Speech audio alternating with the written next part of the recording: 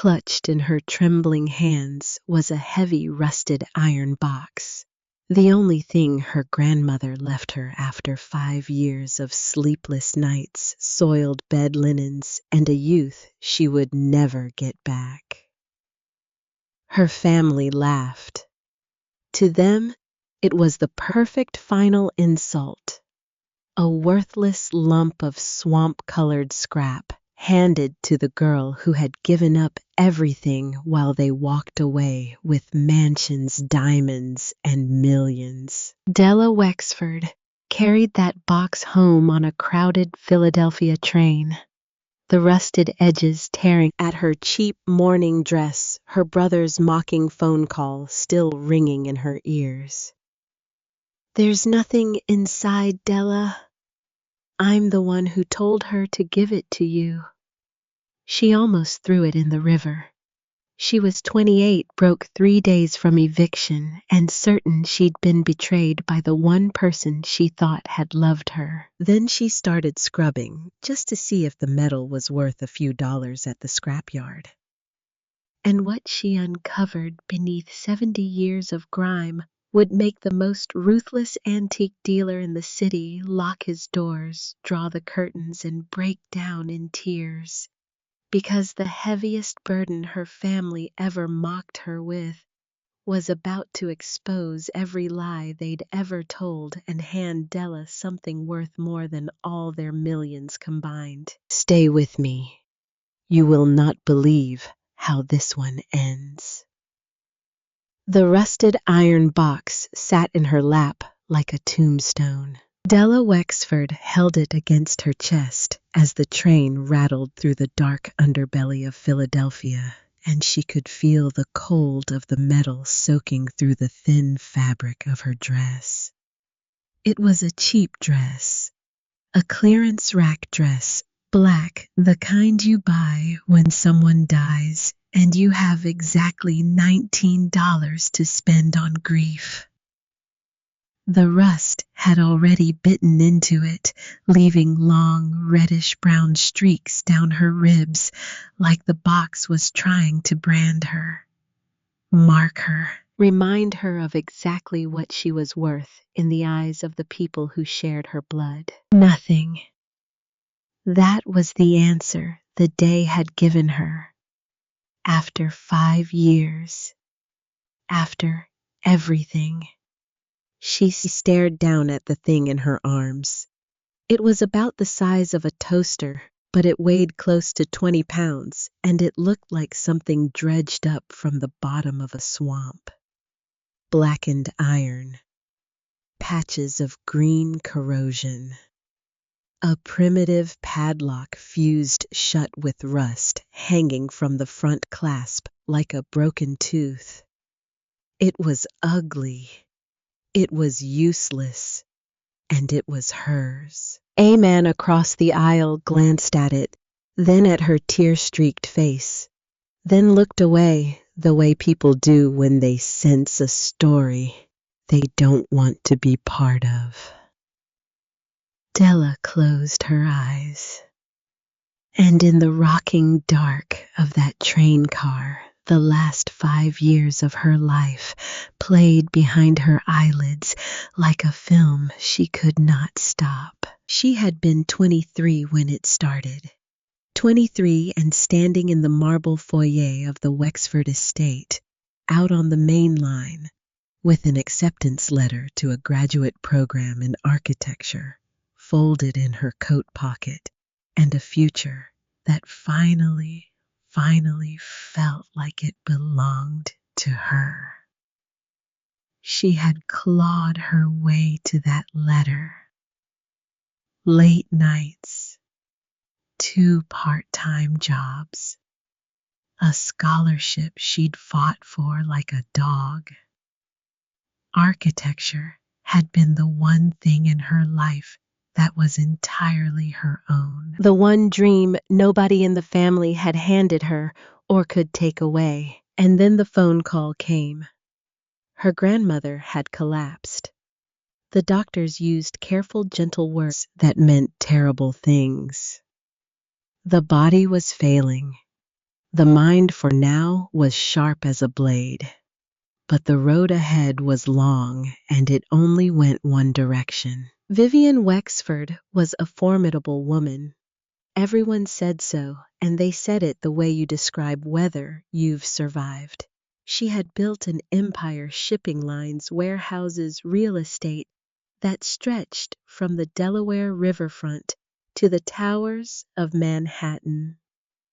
She had buried 2 husbands and outlasted every rival who ever underestimated her. She wore her wealth like armor and her opinions like weapons, and she did not suffer fools, cowards, or quitters. She was the most intimidating person Della had ever known. She was also, in those first frightened days, completely alone, because the rest of the family had a remarkable talent for vanishing. Della's older brother Royce was 36 and allergic to inconvenience. The moment the word dementia entered the conversation, the moment the future stopped looking like an inheritance and started looking like a burden. Royce relocated to a beach house on the Carolina coast. He called it grief. He said he simply could not bear to watch the great Vivian Wexford deteriorate, that it would break something in him to see her like that. What it actually broke was nothing. He sent flowers twice in 5 years. He never once held her hand. His wife, Adrienne, cited a delicate nervous condition that made hospitals and sick rooms impossible for her. The nervous condition never seemed to interfere with her schedule of charity galas, spa retreats, or the acquisition of jewelry the size of small fruit. She visited the estate exactly once during the entire ordeal, stayed 11 minutes, and complained the whole time about the smell. And their cousin, Hollis simply stopped answering the phone. So it fell to Della. It always falls to someone. The world runs on the quiet labor of the ones who show up. And Della showed up. She turned down the graduate program. She let the dream go without ceremony, folded that acceptance letter, and put it in a drawer where she would not have to look at it. And she moved into the cold cavern of the Wexford estate. She took the small room off the east wing, the one nearest her grandmother's, so she could hear when the night went wrong. And the night went wrong often. 5 years. 5 years of changing soiled linens at 3 in the morning, while the old woman wept with shame. 5 years of measuring out morphine drops with a hand that shook from exhaustion, but never ever from doubt.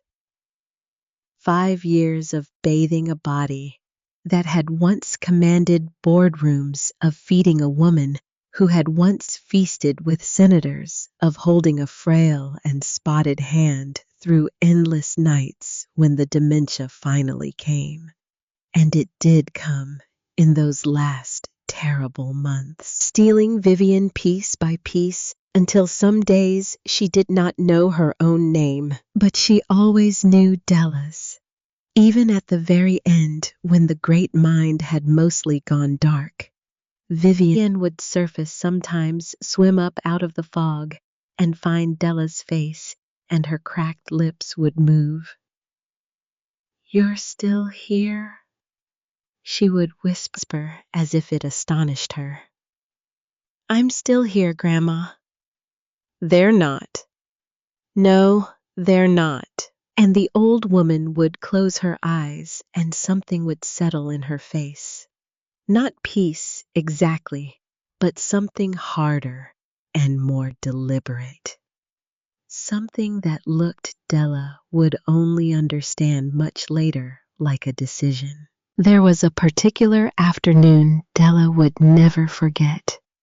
It came early in the second year before The mind began to fail when Vivian was still herself, terrifyingly, completely herself.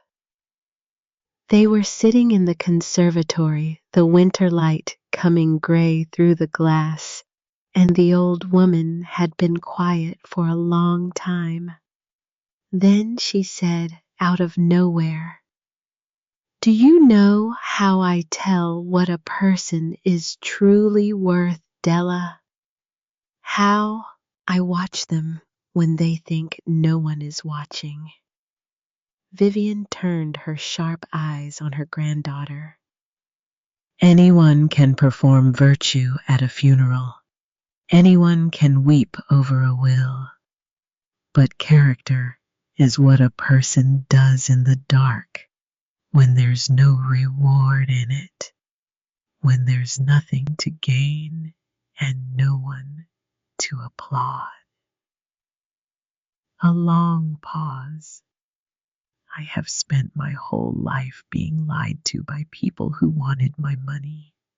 I learned to see through them, every single one." She had reached over then and gripped Della's hand with surprising strength. "I have one more test left in me," she said. "One last test for all of them.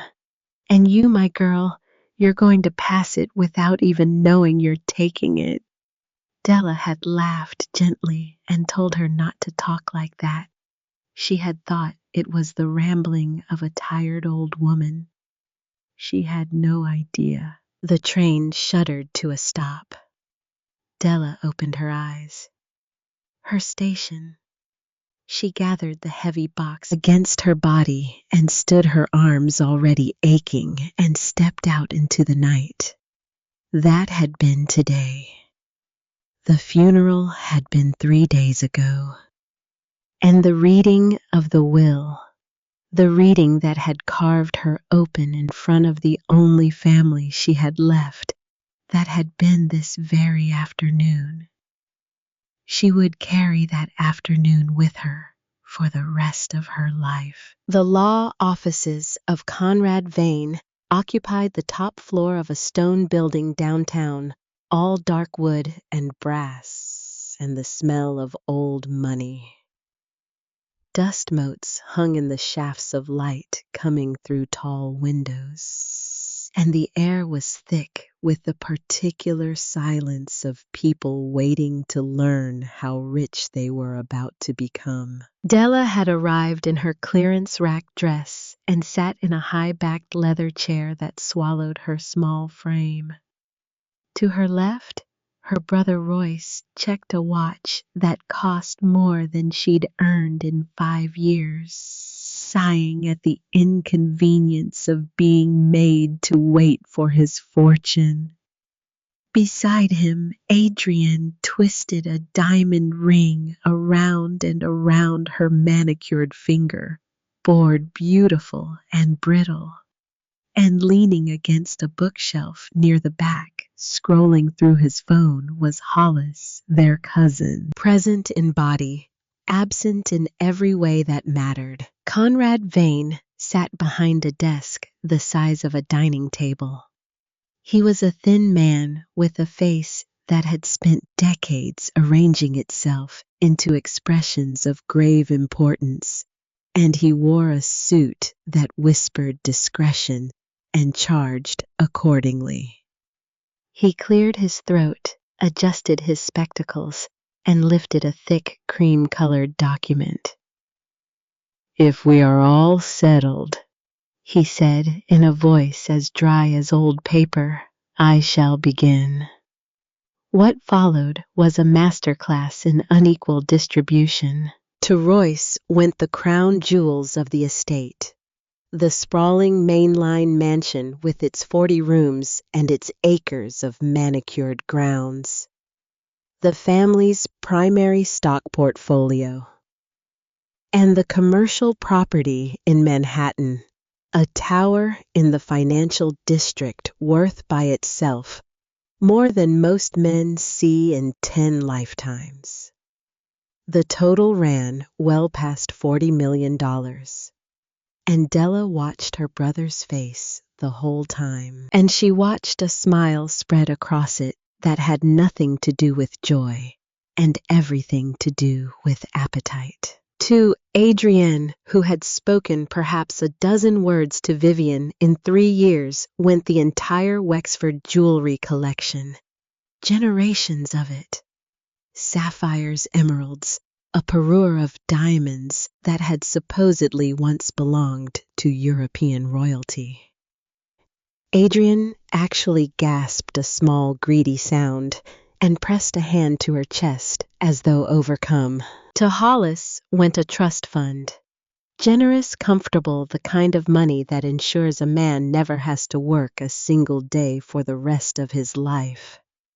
Hollis nodded as though it were no more than his due, and Della sat very still and waited and tried not to hope. She did not want millions.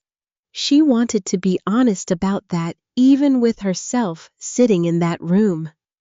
She did not want the mansion or the tower or the royal jewels.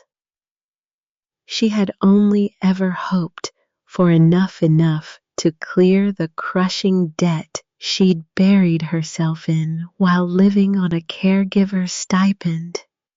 Enough to finally pull that folded acceptance letter back out of the drawer and return to school. Enough to begin the life she'd put on a shelf at 23. That was all.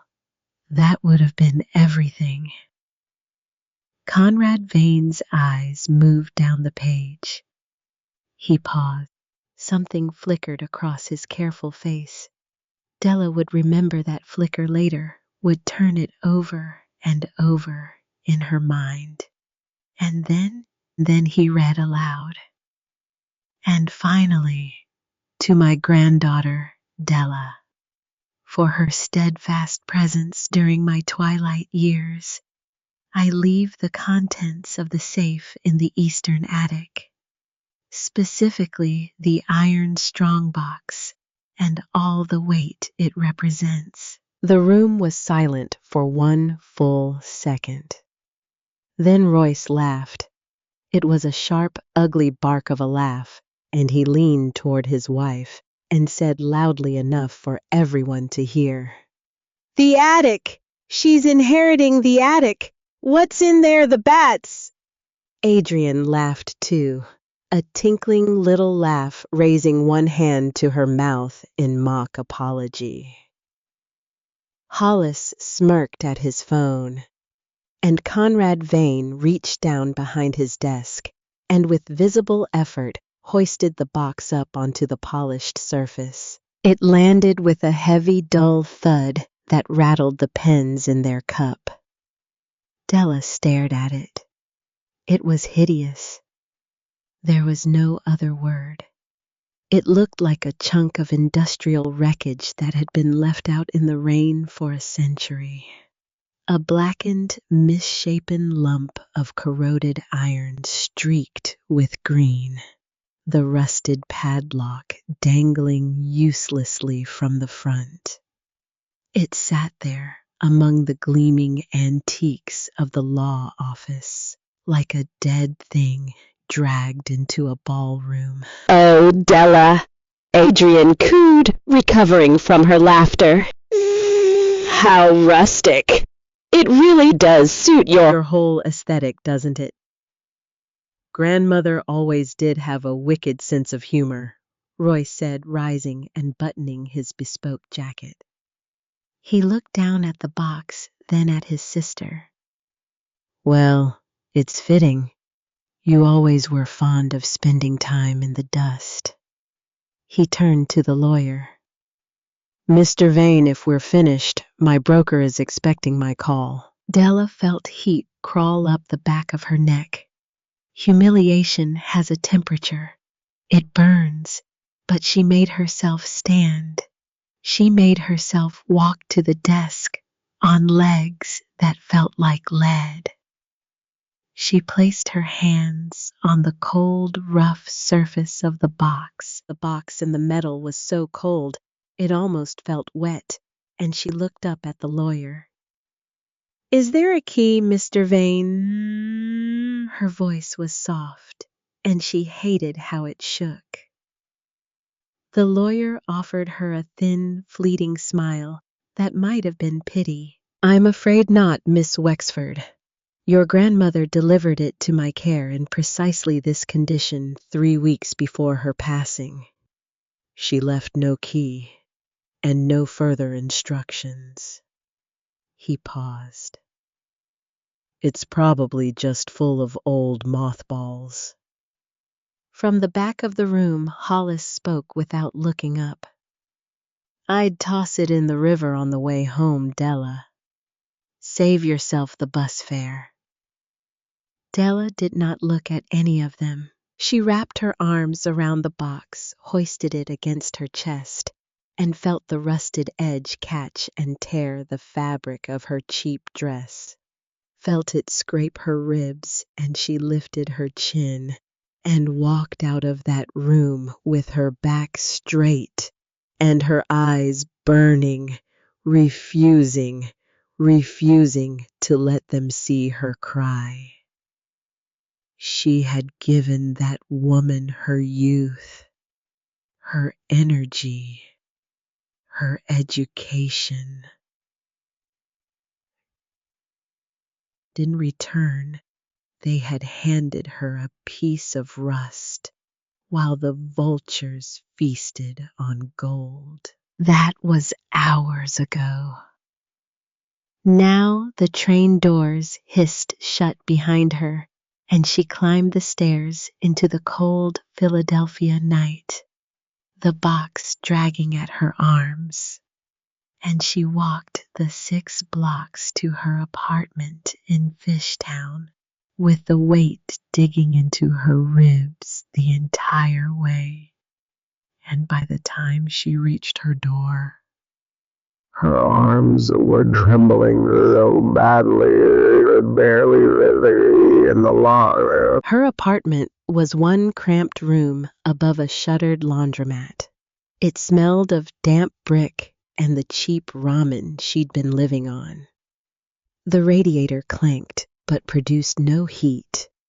She dropped the box onto her little chipped formica table with a crash that shook the whole apartment, and she sank into a wobbly chair, and finally alone with no one to see, she let herself cry. It was not the money. She kept telling herself that, and it kept being true, and it kept not mattering. It was the cruelty. It was the deliberate surgical cruelty of it. Vivian had known exactly what she was doing. The old woman did nothing by accident in her entire life. She had chosen to leave Della a piece of trash in front of everyone as her final word on the subject of what her granddaughter's devotion had been worth. And then Della's phone buzzed against the table. She wiped her eyes and looked at it. The screen glowed in the dim room. Royce. She almost didn't answer. Some animal part of her knew that nothing good had ever come down that particular line. But a darker curiosity won out a need to hear it, whatever it was, to swallow the last of the poison so it couldn't surprise her later, and she pressed the phone to her ear. "Did you make it home without pulling a muscle?" Her brother's voice was warm with satisfaction. "What do you want, Royce?" "Just a friendly check-in." A pause, and she could hear him smiling. "And a little brotherly advice. Don't waste your time trying to break that thing open. There's nothing inside." Della's breath went still. "And how would you know that?" "Because I'm the one who suggested she give it to you." The room seemed to tilt. What? Oh, come on, Della. You didn't actually think your little Florence Nightingale routine fooled Anybody, did you? His voice dripped with lazy contempt. 5 years of bedpans, and you thought what nobody could see what you were really angling for. Grandmother knew. She knew you were just camping out, waiting for the payday. So a few weeks before she died, in one of her clear spells, she asked me, point blank, what she ought to leave you. And I told her the truth. I said you were far too spiritual for cash, too pure for vulgar money. And then I reminded her of that hideous lump of scrap the gardeners dug up by the old carriage house years ago. You should have heard her laugh, Della. She laughed so hard she started coughing. We agreed it was the perfect metaphor for you. Heavy, burdensome, and completely worthless. Della could not speak. Enjoy your inheritance, sis, Roy said. And the line went dead. The phone slid out of her fingers and clattered onto the table. She sat frozen in the cold and the dark. And the very last thing she had been holding on to, crumbled to dust. Because up until that phone call, some small, foolish part of her had still believed in her grandmother. Had told herself there must be a reason, a misunderstanding, something. That the woman whose hand she'd held through 1,000 awful nights could not possibly have meant it as an insult. But it was worse than an insult. It was a collaboration. Her brother had built the joke, and her grandmother had laughed and signed it. She had loved a woman who at the very end had looked at 5 years of her granddaughter's life and decided it was funny. And now something began to change in Della. Slowly. The grief did not leave, but it was joined by something else. Something hot and hard and rising. Anger. A clean, burning anger that started in her chest and spread out through her arms. And she glared at the rusted box sitting on her table in the half-dark. And for one wild moment she wanted to pick it up and hurl it through the window to watch it shatter on the pavement below, to be rid of it forever. But she didn't, because she couldn't afford to. She picked up her phone again and opened her banking app, and the number that greeted her was the same number that had been greeting her for weeks. -$12. Her account was overdrawn by $12. Her rent was due in 3 days. Her credit cards were maxed to the limit, maxed out paying for her own health insurance during the years she'd been unemployed and uninsured, taking care of a woman who was apparently laughing at her behind a curtain of dementia. She had nothing. And there on her table sat 20 pounds of metal. Maybe the thought arrived cold and practical. Maybe the metal itself was worth something. It was heavy, unusually heavy. Maybe under all that rust it was solid brass, and brass had value, you could scrap brass. Or maybe it was just an old iron antique that some eccentric collector would pay $100 for novelty value, nothing more. $100. $100 meant groceries. $100 meant she could breathe for 1 more week. She got up. She went to the kitchen sink and found her supplies: an old toothbrush worn flat, a box of baking soda, and a bottle of the harsh chemical cleaner she used on the oven, the kind that made you open a window. She carried them back to the table, sat down in front of the ugly box, and she began to scrub. For 20 minutes, the grime fought her. It came off in greasy black flakes that smelled of age and rot, sticking under her fingernails, smearing across the formica. The corrosion was thick, decades, thick generations, thick, and it resisted everything she threw at it. Her arm began to ache. Her shoulder burned. But she kept going because anger is fuel, and she had a great deal of anger now, and every stroke of that toothbrush was an argument she was having with her dead grandmother. You laughed at me. Scrub. I held your hand. Scrub. I gave you everything. Scrub. She worked her way toward the front of the box, toward the area just above the rusted padlock. And there, the chemical finally won it, ate through a stubborn black crust, and the crust lifted away in a single flake. And Della stopped. She stopped because the metal underneath was wrong. It wasn't brass. Brass was yellow golden warm.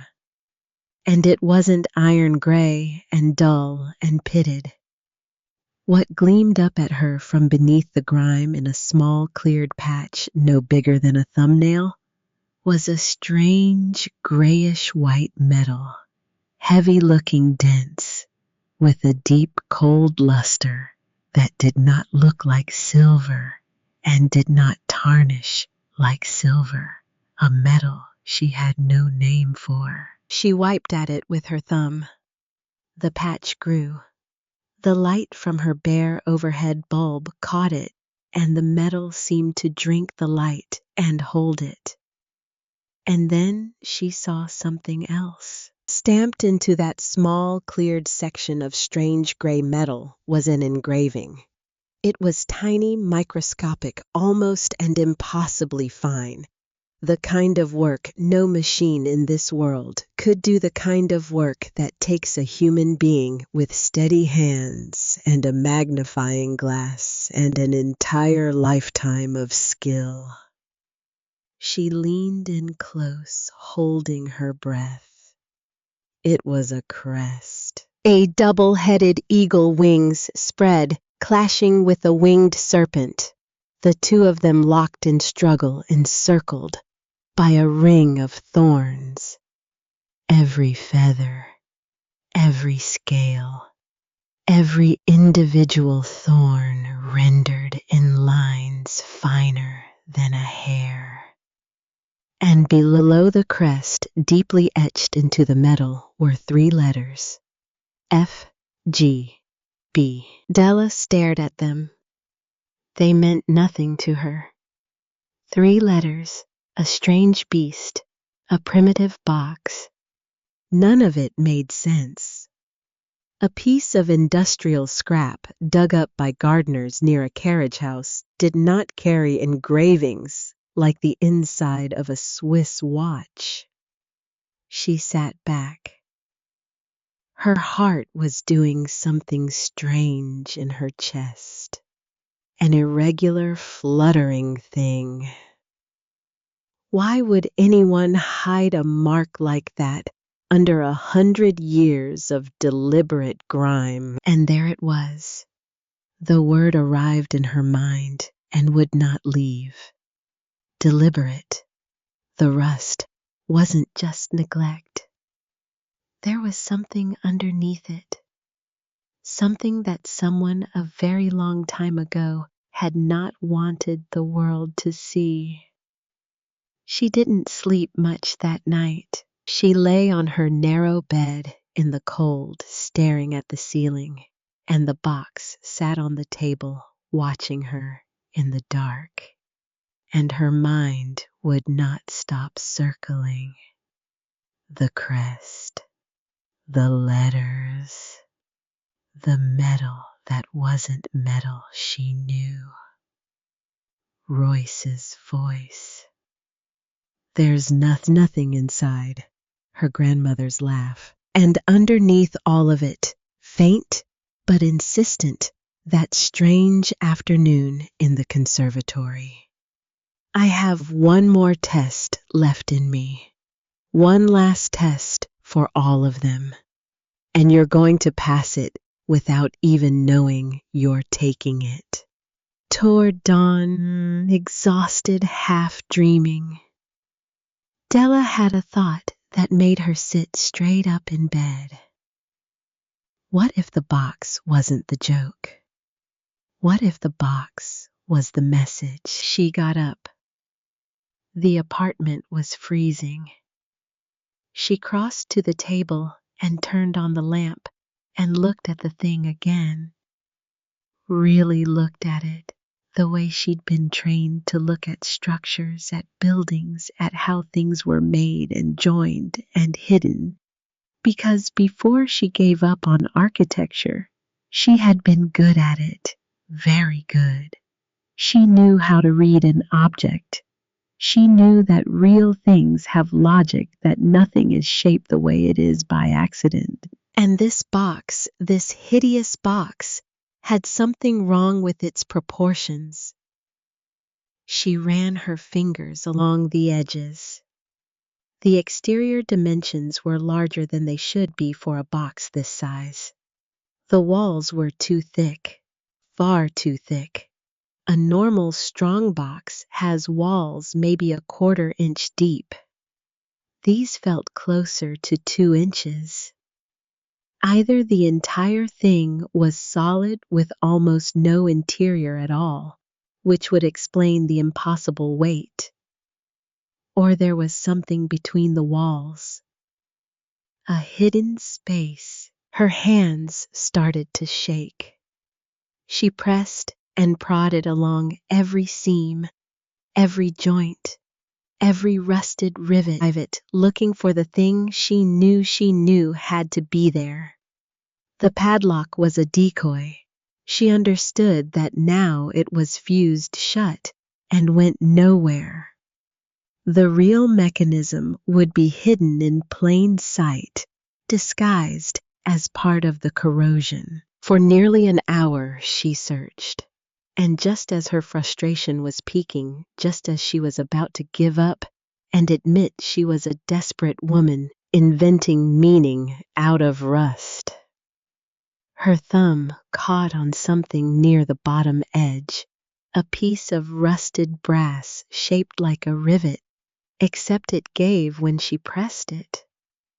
Just slightly, a fraction of an inch. She pressed harder. Click. The sound was tiny and clean and utterly out of place in that decrepit object. The sound of a precision mechanism, a century old, still doing exactly what it was built to do. A small panel along the lower edge of the box slid sideways, grinding, releasing a shower of rust flakes onto the table. And behind the panel was a narrow compartment. Della's breath stopped. There was no diamond, no gold, no fortune. The little hidden space was barely large enough to hold what was inside it. A single object wrapped in oilcloth so it would survive the years. Her fingers, trembling, reached in and drew it out and unwrapped the cloth with the care of a person defusing a bomb. It was a letter. A folded sheet of heavy cream stationery, the same kind that had carried the words of the will sealed with a circle of dark red wax pressed with the Wexford family crest. And across the front, in handwriting, Della would have known anywhere, sharp, elegant, imperious, The handwriting of a woman who had signed orders that moved ships across oceans was a single word: Della. Her hands shook so badly she nearly tore it. She broke the wax. She unfolded the page, and in the gray light of dawn in her cold apartment above the shuttered laundromat, $12 overdrawn and 3 days from the street, Della Wexford read the words her grandmother had left for her alone. My dearest Della, if you are reading this, then it means two things. It means you did not throw away a heavy, ugly burden simply because the world told you it was worthless. And it means they have all done exactly what I knew they would do. I am writing this while my mind is still entirely my own. Remember that no matter what they say to you later, whatever else this disease takes from me, it did not take this. I am clear.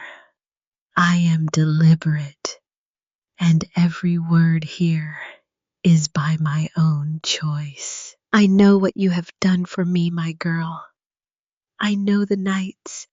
I know the years. I know what you gave up. And I know that you never once asked me for a single thing in return. Do you understand how rare that is? In my entire life, I have perhaps 3 people who would do what you have done. And I married one of them and buried him, and the other 2 are dead. And now there is only you. I let them believe they had won. I let your brother believe he was orchestrating a grand humiliation. I even let him think the cruelty was his idea.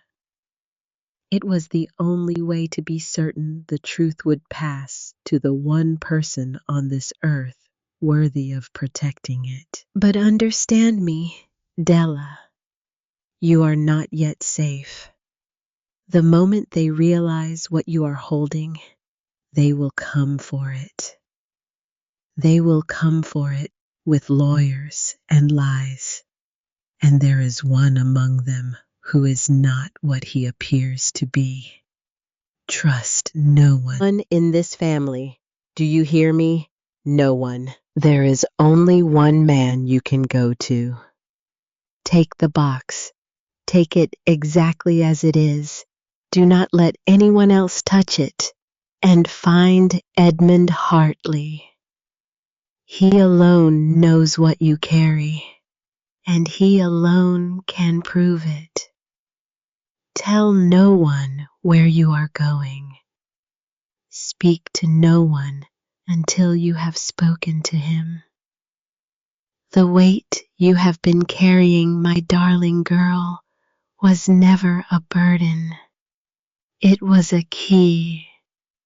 Go now, and be careful. They are already watching. With all my love and all my faith. Grandmother. Della sat in the cold, the letter trembling in her hands, and outside the window, the first gray light of morning was breaking over the rooftops of a sleeping city. And in that moment, every single thing she thought she knew turned inside out. The cruelty had been a costume. The insult had been a shield. The laughter her brother had described, she laughed so hard she coughed. Della understood now exactly what her grandmother had been laughing at. She had not been laughing at Della. She had been laughing at them. The whole thing was a trap baited with their own greed, set with surgical patience by a dying woman who had spent her entire life learning to see straight through people, and who had spent her last clear days building one final test. And Della, without ever knowing, it had already passed it. By staying, by carrying, by scrubbing the rust off a thing everyone told her to throw in the river. You're going to pass it without even knowing you're taking it. Della pressed the letter to her chest and looked at the rusted box on her table, and it was not ugly anymore. It was the most beautiful thing she had ever seen. But the letter's warning had wrapped a cold hand around her heart, and it would not let go. Trust no one in this family. One among them is not what he appears to be. They are already watching. She thought of Royce's gloating phone call. She thought of Adrian's diamonds. She thought of Hollis scrolling on his phone, telling her to throw it in the river. She thought of Conrad Vane and that strange flicker on his careful face when he read her name from the will.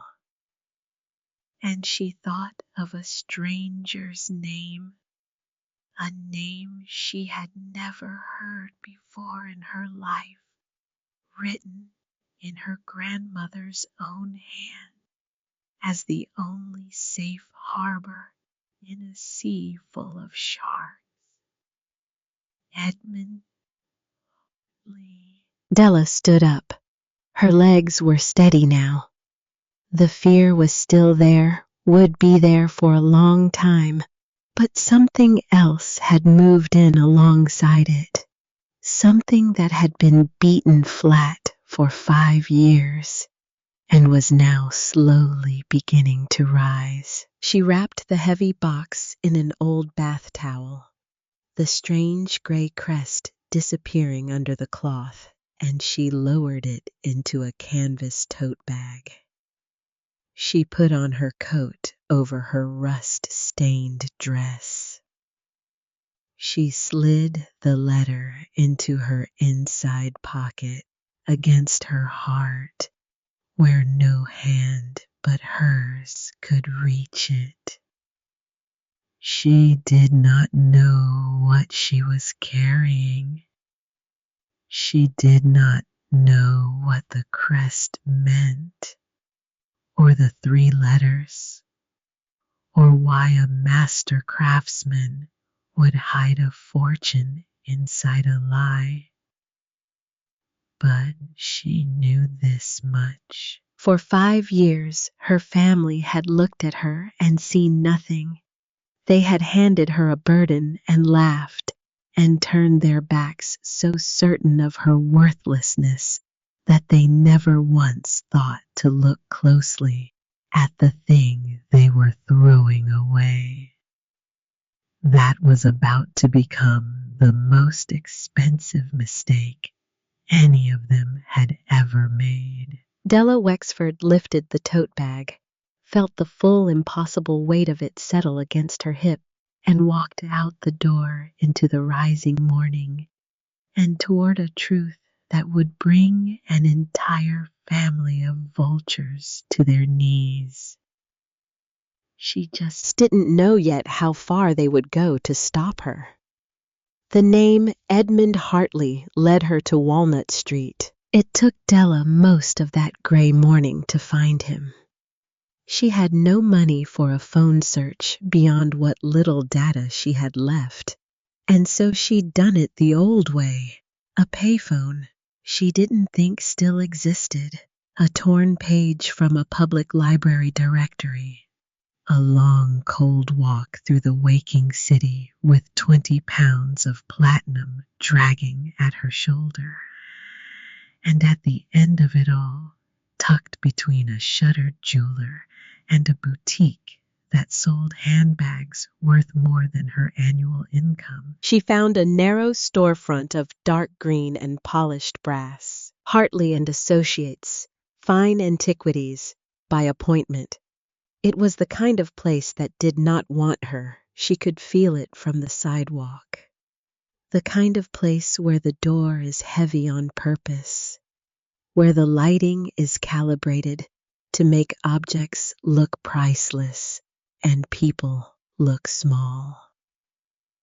Della stood outside it in her rust-stained dress, her hair unwashed, her eyes ringed with the dark of a sleepless night, and she nearly turned around. Then she remembered her grandmother's hand gripping hers in the conservatory. She remembered the letter against her heart. She pushed the door open. A bell chimed somewhere deep inside, a single soft, melodic note.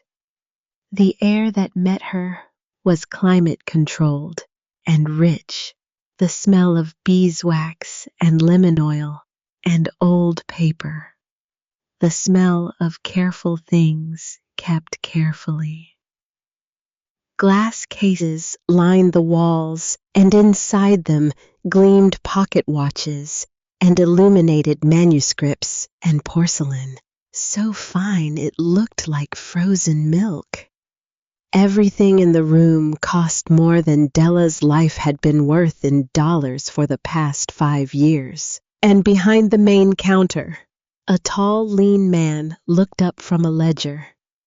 He was perhaps 58, with silver at his temples and a pristine tweed waistcoat and a pair of gold-rimmed glasses perched on a nose built for looking down.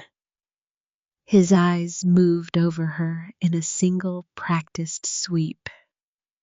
The cheap dress, the rust stains, the unwashed hair, the bulging canvas bag, and his face arranged itself into an expression of polite glacial contempt. This, she understood at once, was a man who had built his entire life on the difference between things that mattered and things that didn't. And he had already decided which category she fell into. "Can I help you?" His voice was cool and precise. "If you're looking for the subway, it's 2 blocks down and to the left." Della set her jaw. She walked to the counter and lifted the heavy canvas bag up onto the glass, and the man, Edmund Hartley, it had to be, winced visibly, his hands twitching toward the priceless case as though to protect it from her. I'm not looking for the subway," she said. "I need an appraisal, or at the very least I need to know if it's worth anything as scrap." Edmund Hartley let out a long theatrical sigh. He removed his glasses, polished them on a cloth, and replaced them. And the whole performance was designed to communicate exactly how much of his time she was wasting. "Miss," he said, "Wexford, Della Wexford." Something passed across his face when she said the name. It was very small, and it was gone almost before it arrived. But she caught it, a flicker, a tightening around the eyes, the look of a man who has just heard a word he wasn't expecting to hear. Then it was gone, and the contempt slid back into place like a curtain falling. "Miss Wexford," he continued, "this is a house of fine antiquities. We are not a pawn shop. We are not a salvage operation. Whatever industrial wreckage you have brought me in that bag, I assure you it belongs in a yard somewhere south of the river, not on my counter. I'll thank you to remove it." "Please." Della heard her own voice crack, and she hated it, but she was too tired and too desperate to hide it anymore. "Just look at it. 10 seconds. My family gave it to me as a joke. They laughed at me, all of them, and I need to know if it's completely worthless before I let them be right about me. 10 seconds." Please. Something in her voice stopped him. Maybe it was the rawness of it. Maybe a man who spends his life among objects forgets sometimes what a human being in genuine distress sounds like. And the sound, when it comes, lands harder than any polished argument. Edmund Hartley studied her exhausted face for a long moment, and the contempt in his expression flickered just slightly into something more uncertain. 10 seconds, he said curtly, and then you leave. I have serious clients arriving within the hour. Della pulled the towel back. The box sat there on the immaculate glass under the brilliant halogen lights, and somehow it looked even worse in this setting than it had on her kitchen table. A blackened, rusted, swamp-colored lump, an obscenity in a temple of beauty. Edmund did not even lean in. It's a carriage strong box, he pronounced. Mid-19th century, most likely. Mass-produced. Worth, I'm afraid, exactly nothing. Now, please. Wait! Della turned the box, exposing the small patch she had scrubbed clean the night before the gray gleam, the impossible engraving. Here, look at this. There's a mark. Edmund Hartley rolled his eyes. But he was a professional, and a professional cannot quite help himself when a mark is mentioned. And so, with the air of a man humoring a child, he reached into his waistcoat pocket and produced a jeweler's loop. He fitted it to his right eye. He leaned over the counter, intending Della could see it, to glance at the thing for half a second and then dismiss her forever. He brought his face close to the cleared metal, and he stopped breathing. Della watched it happen. She watched the great antique dealer go absolutely still, his nose mere inches from the gray patch, the loop pressed to his eye. And for one long, agonizing moment, the entire shop fell silent, but for the slow tick of a grandfather clock somewhere in the back. Slowly, Edmund Hartley reached out one trembling finger. He traced the microscopic shape of the eagle and the serpent. He traced the ring of thorns. And then, very lightly, the 3 letters etched beneath. F. B. When he finally pulled his head back from the loop, his face had drained of all its color. The arrogance was simply gone, wiped clean, as though it had never been there at all. His hands, which had rested so casually on the glass a moment before, now gripped the edge of the counter, knuckles white. He looked like a man who had seen something he had spent his whole life believing he would never see. He reached under the counter without looking, his eyes never leaving the box, and brought up a small dropper bottle of clear solvent and a folded square of microfiber cloth. His 10 seconds and his serious clients were entirely forgotten. With the care of a surgeon, he placed a single drop of solvent on the gray metal and drew the cloth across it. The patch came alive. Not silver, not steel, something deeper, heavier, a luster like moonlight given mass, a metal that held the light the way still water holds the sky. Dear God, Edmund Hartley whispered. The loop fell from his eye and clattered against the glass. He looked up at Della, and to her absolute astonishment, his eyes were wet. As she watched, a single tear broke loose and traced a line down his pale cheek and fell silently onto the glass between them. Miss Wexford. His voice was hoarse, stripped of every trace of the man who had told her to find the subway. It shook. Where in God's name did you get this? Della's heart was slamming against her ribs. My grandmother left it to me, she said, in her will, as a joke. She swallowed. Mr. Hartley, what is it? What does FGB mean? For a long moment, he didn't answer. He simply stared at her and at the box, as if he could not make the two of them coexist in the same reality. Then he moved. He crossed the room with quick, decisive steps, flipped the sign on his front door to closed, and turned the deadbolt with a heavy clunk.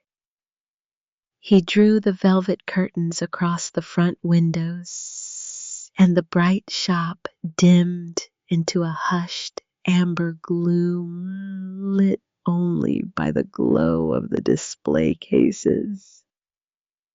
When he turned back to her, he was a different man, entirely younger, somehow electric, alive, with something that looked almost like terror and almost like joy. Miss Wexford, he said.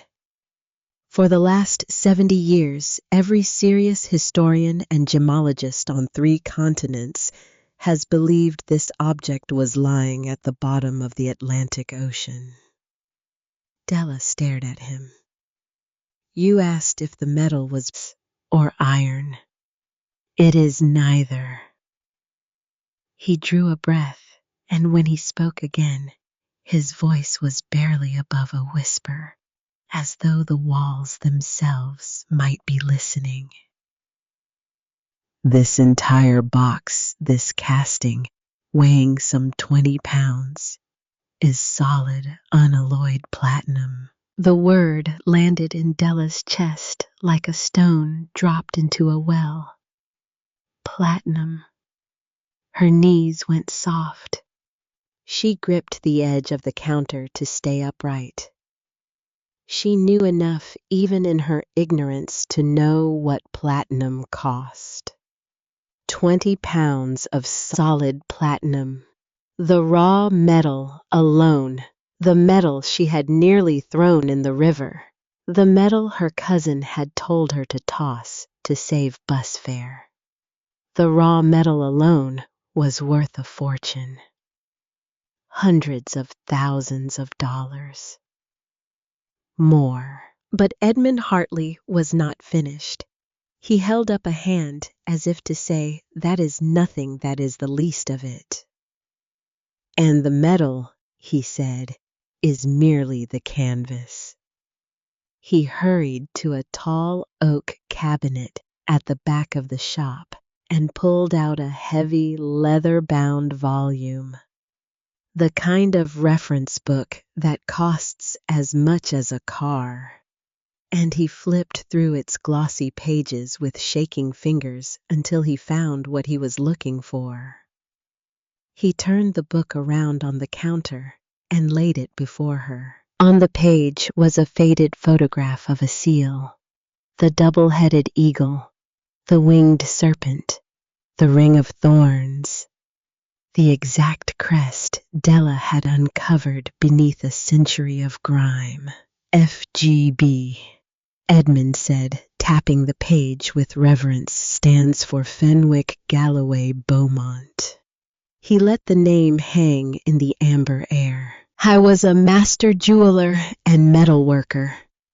A genius, the kind that comes perhaps twice in a century. A contemporary and a rival of the great houses of his age, and in many ways their superior, though he hated fame and worked almost entirely in secret. He made objects for kings he never met and titans he never named. Edmund's eyes lifted to hers, and in the early part of the last century, he received a single extraordinary commission from a fiercely private American industrialist, a man so secretive his name was never recorded, a man rumored to have been a silent partner of the great financiers of his day. What was the commission? An impenetrable vault, Edmund said, but not a vault of steel and locks. Anyone can build that. No, this man needed to move something of impossible world-altering value across an ocean through ports crawling with thieves and customs men and spies without a single soul ever suspecting what he carried. A thin, odd smile crossed his face. So Beaumont gave him the greatest disguise ever conceived. He cast the vault in solid platinum, the rarest, most precious metal on earth, and then he coated it. He developed a special compound, a hardened iron oxide shell, and he laid it over the platinum by hand, layer on layer, until the most valuable container ever made looked like a worthless lump of rusted industrial scrap. Della looked down at the hideous box on the counter, and she understood. So that thieves, she said slowly, would look right at it and see nothing, Edmund finished. See garbage, see a thing to be stepped over, the perfect camouflage, treasure hiding inside its own ugliness.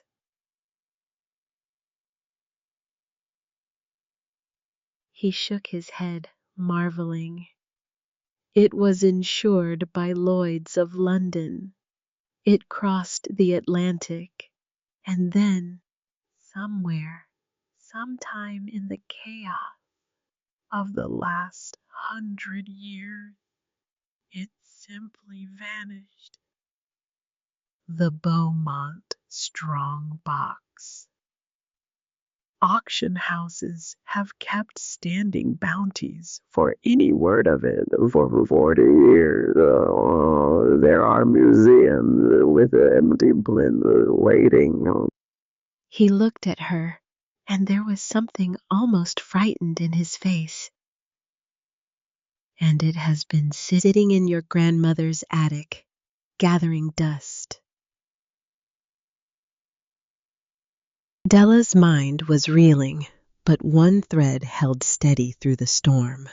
One fact that suddenly clicked into terrible, beautiful sense.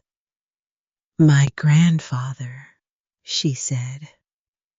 He was a shipping magnate in the 20s.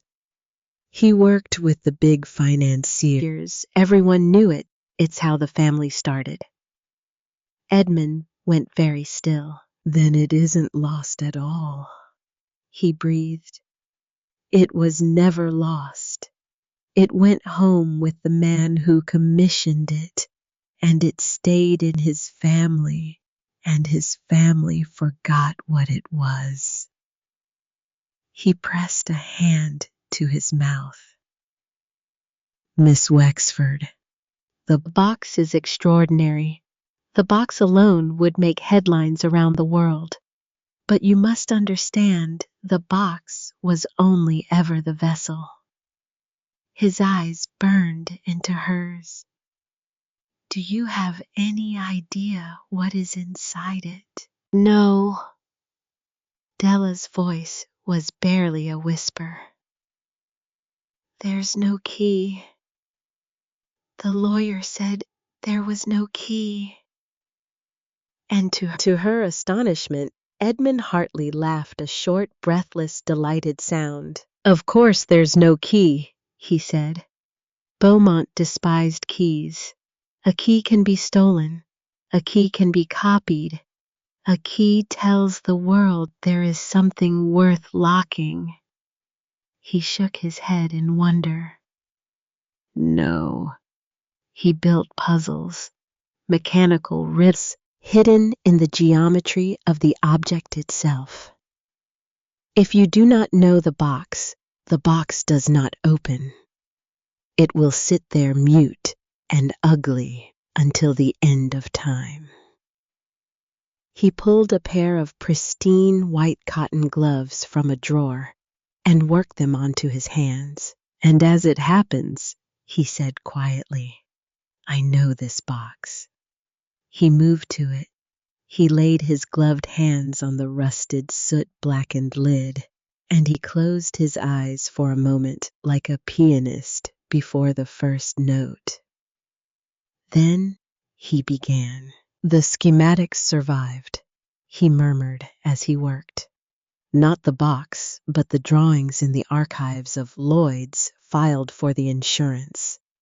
I studied them for years. I never thought. He pressed firmly on the front left corner. Click. He slid his thumb down the side against what looked like a simple rusted rivet and pushed. A second click, deeper mechanical. He repeated the sequence on the right side, his face tight with concentration, and then he placed 3 fingers at the base of the fused, useless padlock and pressed. For a moment, nothing. Then, with a low, grinding sound and a final shower of rust, the entire front face of the box dropped, not open, but downward, half an inch, revealing a seam that had been invisible a moment before. Edmund Hartley let out a breath he seemed to have been holding for 30 years, and with both hands with infinite care, he lifted the heavy platinum lid. Della leaned in. The inside of the box was nothing like the outside. Where the exterior was wrought and ruined, the interior was perfection, lined in midnight blue velvet, deep and soft, and entirely untouched by the century that had passed, as fresh as the day it was made. And nestled in that velvet were 3 things. A heavy pouch woven of what looked like spun gold thread. A thick stack of documents, cream-colored, edged in faded ink-bearer bonds. Della would learn, though she did not know the word yet. And a flat packet sealed in wax bearing the Wexford crest. But it was the pouch that Edmund reached for first with hands that had begun to tremble again. He drew it out. He untied the silk cord at its throat. And he tipped its contents gently onto a square of black velvet he laid upon the glass. The light in the room caught fire.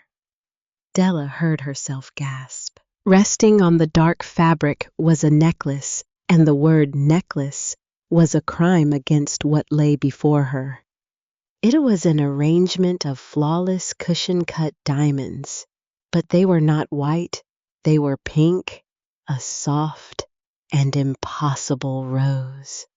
Dozens of them, graduating in size, and at the center hung a single stone, the size of a quail's egg, blazing with a deep magenta fire that seemed to come from somewhere inside it, somewhere that had nothing to do with the lights overhead. Edmund Hartley made a sound she had never heard a grown man make. He staggered backward and caught himself against a display case. The Beaumont rose, he choked. The what? The centerpiece of his life's work. The stone he set into his masterpiece. Edmund's voice broke.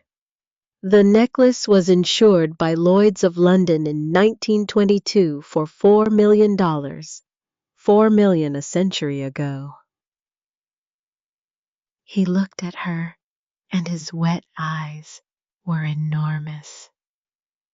Today, Miss Wexford, that necklace it is not a matter of price anymore. It is beyond price. At auction, with its provenance, with its story, $80 million. 100. There is no ceiling. There is no comparison. It is one of the rarest objects ever to exist on this earth. And it has been sitting in your grandmother's attic inside a box your brother told you to throw in the river. He looked at the bonds. He looked at the platinum. He looked back at her, and his face was the face of a man trying to comprehend something too large for the human mind. You are sitting, he said softly, on one of the greatest private fortunes in American history.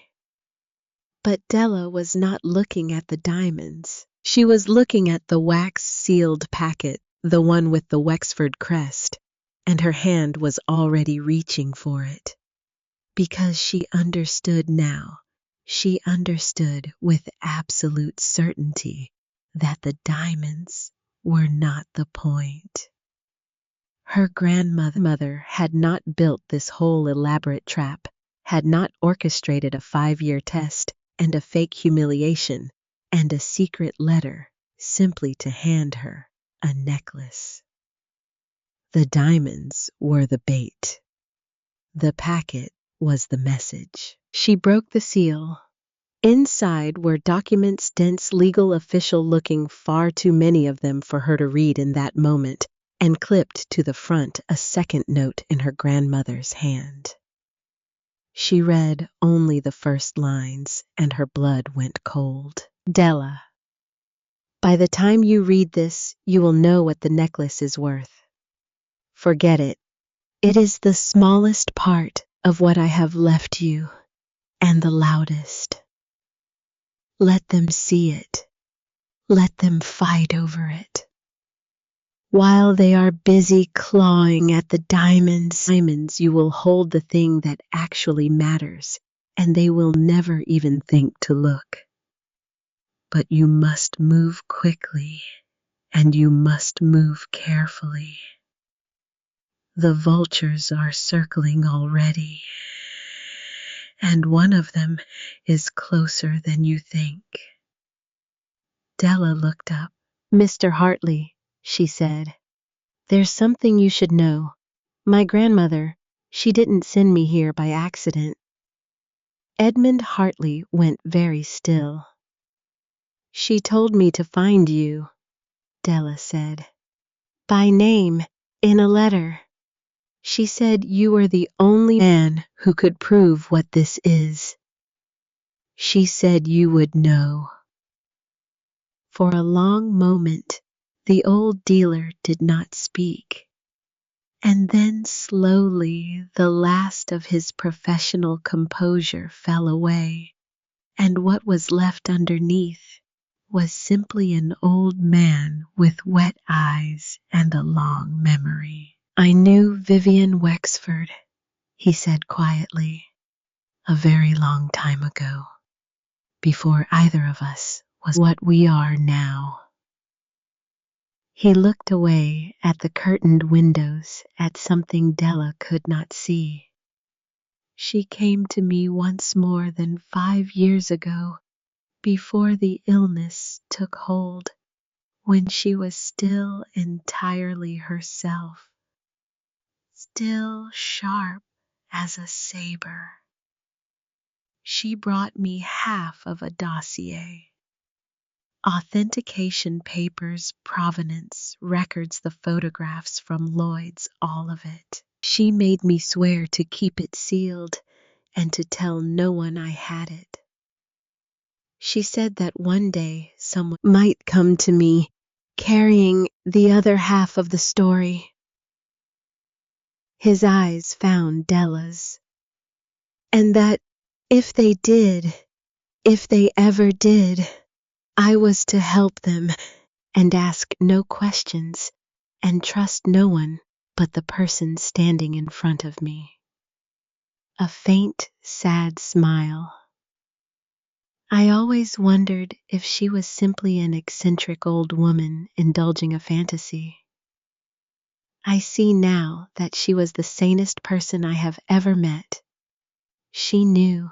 5 years ago, she knew exactly how this would unfold, down to the day you would walk through my door. Della felt tears prick at her eyes, not of grief now, but of something almost too large to name. Because here was the proof, finally, of what the letter had told her. Her grandmother had not been cruel.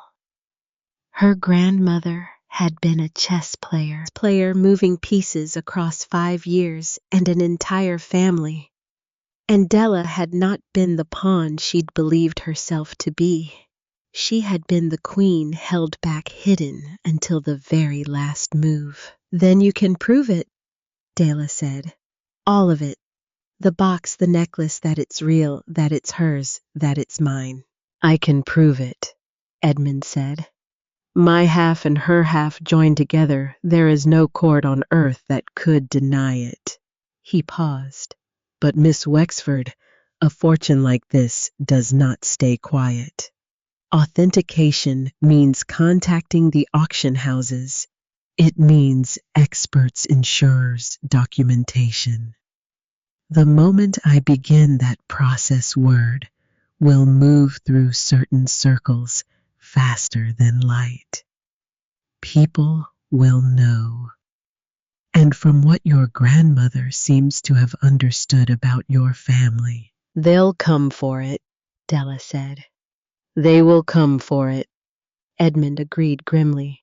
And it was at that exact moment that the bell above the locked front door chimed. Both of them turned. A man stood just inside the doorway. Edmund had not locked it as thoroughly as he'd thought, or the man had simply tried the handle at the wrong moment. He was perhaps 60, immaculately dressed, in a charcoal overcoat, silver-haired, with the easy, predatory smile of a man who has never once been told no. His eyes went immediately hungrily to the black velvet on the counter and the rose-colored fire upon it. Forgive the intrusion, the man said smoothly, stepping inside as though invited. The sign said closed, but the door was kind enough to disagree. His smile widened. Reston Crane, I collect. And I could not help but notice you have something on that counter that I have quite literally dreamed about. Edmund moved instantly to put himself between the man and the necklace. We're closed, Mr. Crane. Are you? Crane's eyes never left the diamonds. He took another step. I'll come to the point. Because men like us value time. I know what that is. I've known it was real for 30 years, the rumors, the whispers, the Beaumont Rose surfacing somewhere on the East Coast. Have resources you cannot imagine. Now his gaze slid finally to Della. And you, I take it, are the seller, the owner. Della said nothing. I'll make this simple, Crane said, and his voice dropped into something low and intimate and dangerous. No auction, no documentation, no lawyers, no headlines, no taxes, no questions. We'll write you a check right here, right now, for a number that will end your every worry for the rest of your life. You are clearly a woman who has known hardships. His eyes flicked over her dress, the rest the exhaustion.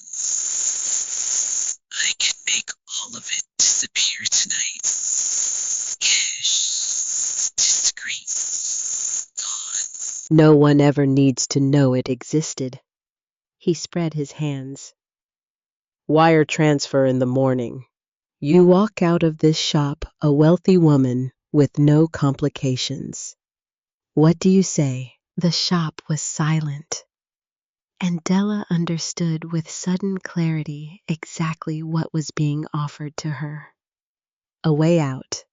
A clean, immediate, painless way out. A number that would clear her debt and her rent and her overdrawn account and the ruin of the last 5 years all at once tonight without a fight. No courts. No family. No risk. Just take the check and run. It would have been so easy. She thought about it. She was honest enough with herself in that moment to admit that she thought about it.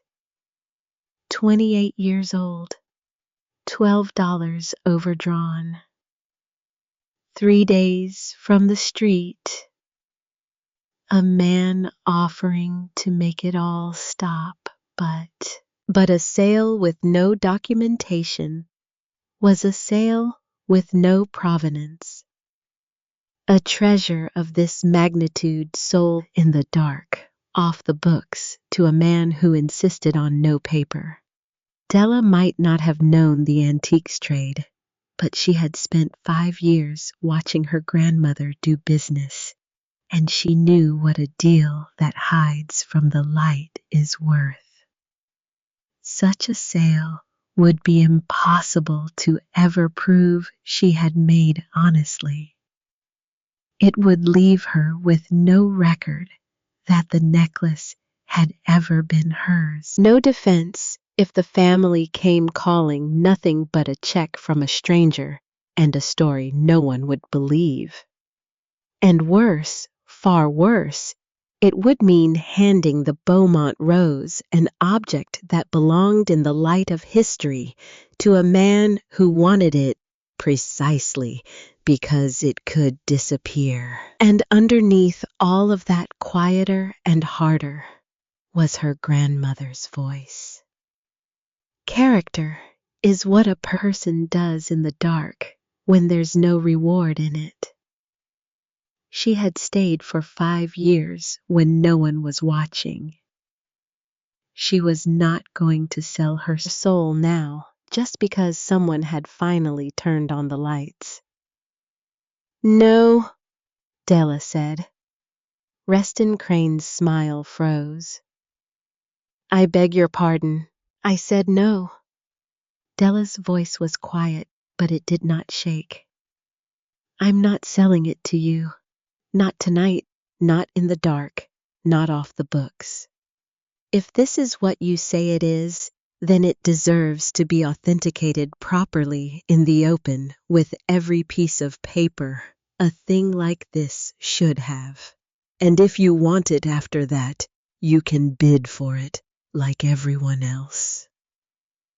Crane studied her for a long moment, and the warmth drained entirely out of his face, leaving something colder and far more honest underneath. You're making a mistake, miss. Wexford, she said. And I don't think I am. Crane buttoned his overcoat.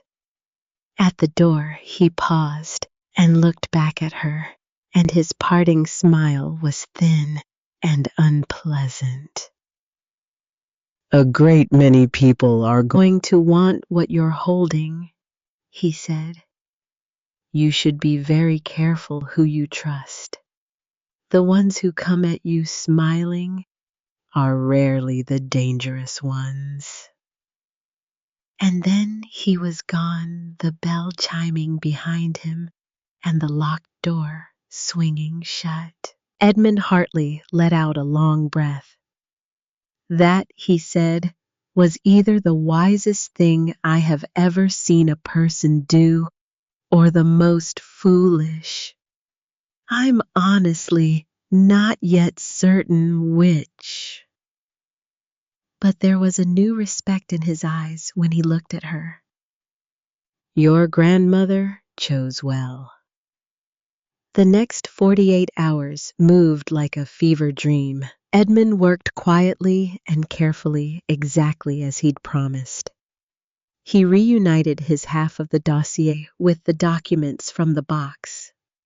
He photographed the necklace under controlled light, the platinum under magnification, every microscopic crest and maker's mark. He made discreet calls to a contact at one of the great auction houses, an old colleague. He trusted a man who specialized in the authentication of the impossible. And word, despite all their caution, began to move. It always does. Della stayed in a modest hotel near the shop, paid for by a small advance. Edmund arranged against the eventual sale, and for the first time in 5 years she slept in a bed that was hers, in a room that was warm. She read and reread the documents from the box late into the night, though much of the legal language swam past her. She read her grandmother's notes until she'd memorized them, and she waited for the trap to close, not her trap now, but the one she could feel forming around her, the one her grandmother had warned her about. It closed on a Friday. She was in Edmund's shop when his phone rang. She watched his face change as he listened, watched the color drain out of it, watched his jaw tighten, watched him set the phone down with the careful slowness of a man receiving bad news. "What is it?" Della asked. The auction house, Edmund said quietly. Their legal department was contacted this morning by a firm representing the Wexford estate. He looked at her. Your family has filed an emergency injunction to freeze the sale. To Freeze everything, the necklace, the box, all of it. Della's stomach dropped. On what grounds? On the grounds, Edmund said, that your grandmother was not of sound mind when she made the bequest, That she suffered from advanced dementia and could not possibly have understood what was contained in that box. His mouth was a thin line. They are claiming the contents belong not to you, but to the primary estate, which was awarded to Royce. Della breathed. To Royce. And there it was, exactly as the letter had promised. The moment they realize what you are holding, they will come for it, with lawyers and lies. They had seen the diamonds. Somehow they had learned about the diamonds. The word had reached them, and now they would tear her grandmother's memory apart in open court paint Vivian Wexford as a senile old woman who didn't know what she was signing, all to pry the Beaumont rose out of Della's hands. How did they even find out? Della said, and her voice rose despite herself. We were so careful. Almost no one knew. How could they possibly? And then she stopped, because there was one more thing she hadn't told Edmund. One small thing she'd dismissed at the time, in her loneliest moment 3 days ago, before the letter changed everything, when she'd still believed she was carrying nothing but a humiliating lump of rust. She had received a phone call. Not from Royce, not from Adrienne, from Hollis, their cousin, the one who'd told her to throw the box in the river. Except that on the phone, Hollis had been kind, gentle. He had called to apologize, he said, for the family's behavior at the reading. He'd said he was ashamed of how they'd treated her. He'd said he of all of them knew how hard she'd worked. that he saw her, that if she ever needed anything at all, she could come to him. He was the only one, he'd said, who was actually on her side. And in her loneliness and her hurt, she had let herself believe him. Just a little. She had told him she was looking into the box, that maybe there was something to it after all, that she'd found an old crest and was getting it looked at by a dealer in the city. She hadn't told him the dealer's name. She hadn't told him about the platinum or the diamonds or the letter. But she had told him enough. Della felt the blood leave her face. "Mr. Hartley," she said slowly, and the words tasted like ash. "I think I know how they found out." Across the city, in a sleek high-rise office she would not see until it was nearly too late.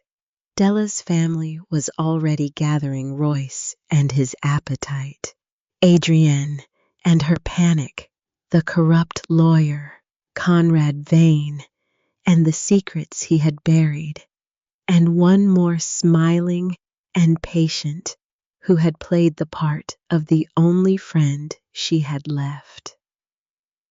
The injunction was just the beginning, and as the court froze every asset and locked the Beaumont Rose away in an evidence vault she could no longer reach, Della Wexford stood in the dim amber light of the antique shop and realized that the easy part was over. She had found the treasure. Now she would have to fight for it against people who shared her blood, who knew exactly where she was weak, and who would burn her grandmother's good name to ash to take what was hers. She just didn't yet know that the most painful betrayal of all was the one she had already let through her own front door. The betrayal had a face, and Della knew it now. She sat in the dim amber light of Edmund Hartley's shop with the dead weight of understanding settling into her chest, and she made herself say it out loud, because saying a thing out loud is the only way to be sure you have stopped lying to yourself. It was Hollis. Edmund looked at her. "My cousin. He called me 3 days ago, before any of this, before I even opened the box." Della's hands had gone cold. "He was kind to me. Do you understand what that means, Mr. Hartley? In 5 years, no one in that family was ever kind to me. And the one time it finally happened, the one time someone said, 'I see you. I'm on your side.' I believed it. I was so starved for it that I told him. Not everything, but enough. I told him there was I told him I was bringing it to a dealer in the city to be looked at." She closed her eyes. "He played the only card that could have worked on me. He played kindness. He fed it to your brother," Edmund said quietly. "He fed it to my brother." For a moment, neither of them spoke. The grandfather clock ticked in the corner. And then Della did something that surprised them both. She laughed, a short, broken, exhausted sound, but a real one. "My grandmother warned me," she said. "In the letter, trust no one in this family. One among them is not what he appears to be." And I read those words, and I carried that letter against my heart, and I still let him in. She shook her head. She knew. She knew which one it would be. She probably knew before I was born. Then she also knew. Edmund said that you would need a way to fight back. Vivian Wexford did not build a trap with no exit for the one person she trusted to spring it. Della. He leaned toward her across the counter. She Gave you the diamonds to be seen. You told me yourself her note said the necklace was the loudest part, the smallest part. Let them fight over the diamonds, she wrote. While they claw at the bait, you hold the thing that actually matters. His eyes were sharp now, the dealer's mind fully awake. I think it is time we stopped staring at the necklace and started reading the rest of what was in that box. Della had read those documents a dozen times in her hotel room and understood perhaps a tenth of them. But she had not read them with Edmund Hartley beside her, and she had not read them looking for a weapon. They spread the contents of the wax-sealed packet across the glass counter under the bright lamp. The bonds, the dense legal pages, and her grandmother's second note, the one Della had only skimmed in the shock of the moment. This time, she read every word. Della, by now they have come for you. They will say I was mad. They will say I did not know my own mind. Let them say it. I prepared for this the day I prepared everything else, which is to say 5 years ago, while my mind was a blade and witnessed by men who will swear to it. Go to the firm of Marbury and Stone in the city. Ask for the senior partner. Give her the reference number written below. She does not know your face, but she knows this number, and she has been waiting for it for 5 years, the same as Edmund. Everything you need to break them is already in place. I did not leave you a fight you could lose. I left you a fight that was over before it began. You only have to walk in and finish it. And when you have finished it, when you understand what they truly inherited and what you truly hold, remember that the heaviest thing in that box was never the platinum. It was my faith in you. Carry that too. It weighs nothing, and it is worth everything. Beneath the words was a long string of numbers and a name. Marbury and Stone, Edmund murmured. That's no estate planning shop. That's a litigation firm, the kind that corporations are terrified of. He looked up at her.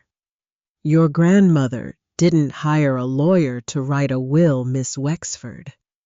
She hired a firm to win a war, and she paid them in advance to wait. The senior partner of Marbury and Stone was a woman named Diane Marbury, and when Della gave the reference number to the receptionist on the 31st floor of a glass tower downtown, the response was not the polite delay she expected. The receptionist's eyes widened. She made a single call, and within 90 seconds, a tall woman in a charcoal suit came striding out of a corner office, stopped in front of Della, and looked at her with something close to wonder. You're her granddaughter, Diane Marbury said, the one who stayed. I'm Della Wexford. I know exactly who you are. Marbury's handshake was firm and dry. I've had a file on this matter sealed in my personal safe for 5 years. Mrs. Wexford retained this firm in person. She walked in here on her own 2 feet sharp, as anyone I have ever deposed. And she laid out a scenario in such precise detail that I half thought she was paranoid. A grim smile. And now her family has filed an emergency injunction claiming she was mentally incompetent within the week of your inheritance becoming known, exactly as she said they would, almost to the day. She gestured toward her office. Miss Wexford, I want to be very clear with you. I have been a litigator for 26 years. I have rarely, if ever, walked into a courtroom holding a hand this strong. Your grandmother did not leave loose ends. She left a noose, and she left it pre-tied, and your family has been kind enough to put their own heads through it. It is important to be honest about what happened next, because it would have been easy and false to say that a brilliant lawyer swept in and saved Della Wexford. That is not what happened. What happened is that Diane Marbury handed Della the file and the documentation and the legal architecture her grandmother had built, and then she made Della understand it. All of it. Because Vivian Wexford had left explicit instructions on that point too. The girl is to know everything. She is not to be a passenger in her own deliverance. She has carried this far enough blind. Let her see the whole of it, and let her be the one to drive it home. So Della learned. She sat in that office for 2 days, and she learned the law of irrevocable trusts and the standards for testamentary capacity, and the difference between an estate and the assets that were never part of one. She learned to read the documents she had been carrying, and piece by piece the full shape of what her grandmother had done rose up in front of her like a building she had drawn 1,000 times but never seen completed. It was the most extraordinary act of foresight she had ever encountered. 5 years ago, before the dementia, Before the decline, while her mind was, as Marbury put it, ablaze, Vivian Wexford had done 3 things quietly in a single carefully documented week. First, she had been examined by 3 independent physicians on the record who had each certified in writing that she was of completely sound mind. Not as a formality, as a defense. She had known even then that someday someone would claim she was mad, and she had built a wall of medical testimony against that day 5 years before it dawned. Second, she had placed the entire contents of the Beaumont strongbox, the platinum, the diamonds, the bonds into an irrevocable trust. Not part of the estate, not subject to the will at all in the way Royce believed. The trust named a single beneficiary with a single condition that the beneficiary be the family member who had remained personally and continuously at Vivian's side through the final years of her life. A condition that could be satisfied by exactly one human being on Earth. And third, and this was the part that made Diane Marbury's eyes gleam, she had separated the wheat From the chaff with the cold precision of a woman who had spent 60 years in business and was not about to get sentimental at the end of it. Della did not fully grasp this last part until the morning of the hearing. None of them did.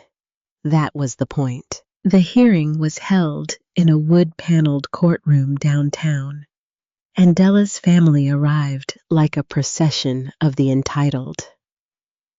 Royce came in a bespoke suit, with his face already arranged into righteous outrage. Adrienne came clutching a designer handbag and dabbing at eyes that were not crying.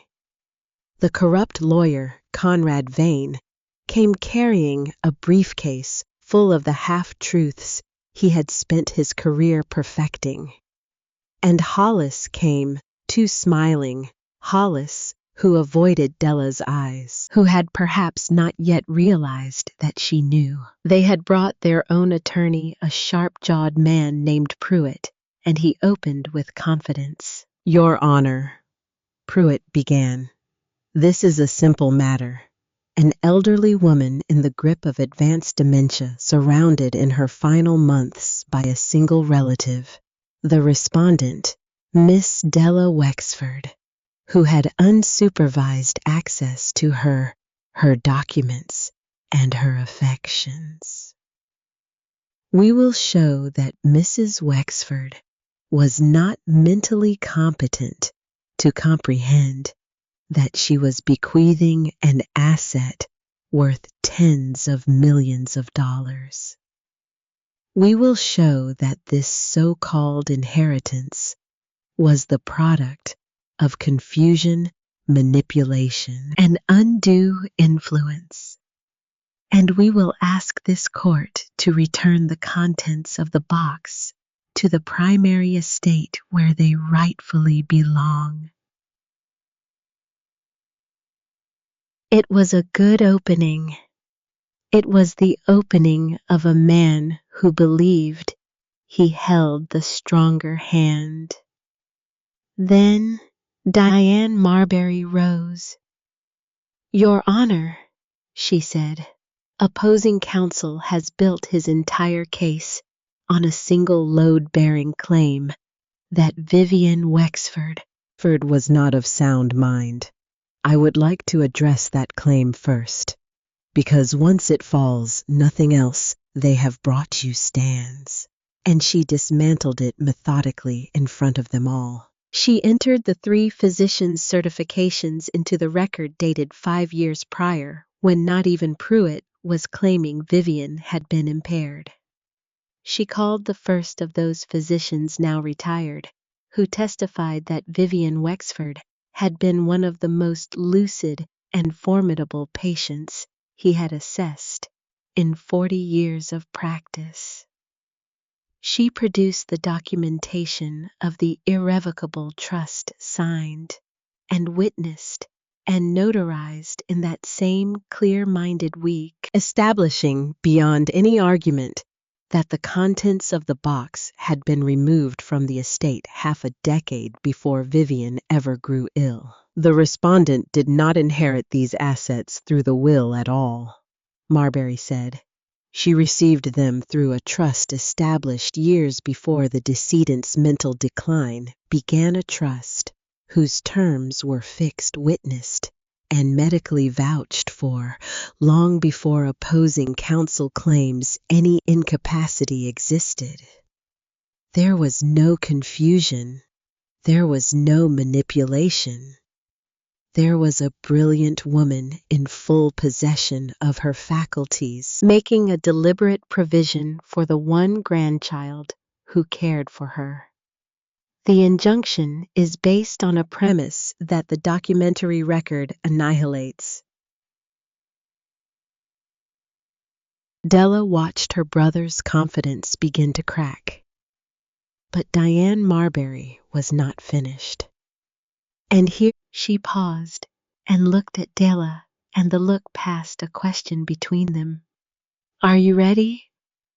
And Della gave a single small nod, because her grandmother had wanted her to be the one to land the final blow, and she would not let her down. "Your Honor," Marbury said, "opposing counsel is so eager to claim the contents of that box for the primary estate that I feel compelled to make absolutely certain my client's brother understands what the primary estate actually contains."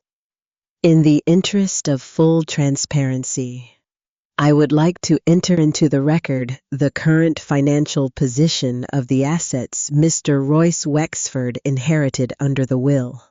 She handed a thick-bound folder to Pruitt and a copy to the judge. Royce snatched it. He flipped it open, and Della watched with a feeling she could not name as the righteous outrage drained out of her brother's face and was replaced by something gray and slack and disbelieving. "What is this?"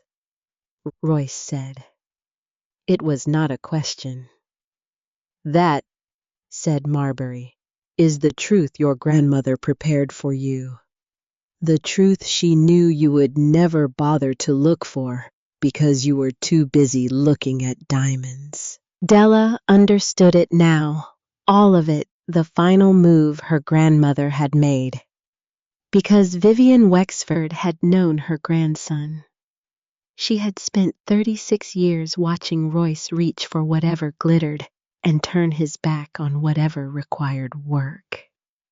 And so she had given him precisely what he would reach for, the things that looked valuable. The mansion, the portfolio, the Manhattan Tower, the trophies a man brags about at the country club. And every single one of them was hollow. The Manhattan commercial property, the crown jewel of Royce's inheritance, the tower worth tens of millions on paper, carried $80 million in environmental remediation liens. Decades of illegal chemical dumping by a former tenant. The Environmental Protection Agency had issued its cleanup mandate the week before Vivian died, and as the new owner, Royce was now personally liable for every dollar of it. The tower was not an asset.